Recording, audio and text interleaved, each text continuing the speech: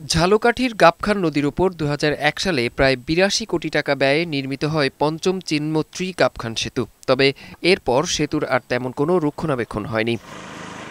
স্থানীয়রা জানিয়েছে, বর্তমানে সেতুর উপরে খানাখন্দ সৃষ্টি হয়েছে, কোথাও কোথাও আগাছা জন্মেছে। সেতুর দুই পাশের সড়কের নিচের মাটি সরে গিয়ে তৈরি হয়েছে গর্ত। অনেক জায়গার রেলিংও ভেঙে গেছে।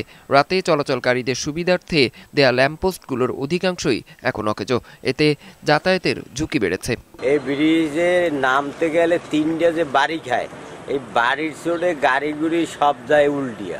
গর্ত হয়ে গেছে, সেজন্য আমাদের চাক্কা বাস্ট হয়ে যায়, অ্যাক্সেল কাইটে যায়, বিভিন্ন গাড়ির সমস্যা হয়। আমাদের জনগণের ট্যাক্সের টাকা আসলে এই সব জায়গাগুলো যদি ব্যবহৃত না হয়, সেই টাকাগুলো আসলে কোথায় যায়? এ বিষয়ে ঝালকাঠি সড়ক ও জনপথ বিভাগের নির্বাহী প্রকৌশলী জানান, সেতুটি মেরামতের জন্য উদ্যোগ নেওয়া হয়েছে। চলমান বর্ষায় বিভিন্ন জায়গায় যে পটহোল সৃষ্টি হয়েছে, ইতিমধ্যে আমাদের রুটিন মেইনটেন্যান্সের ট্রাকগুলো বড়গুলো গর্তগুলো ফিল আপ করেছে এবং এই ফিল আপের কাজ চলমান রয়েছে।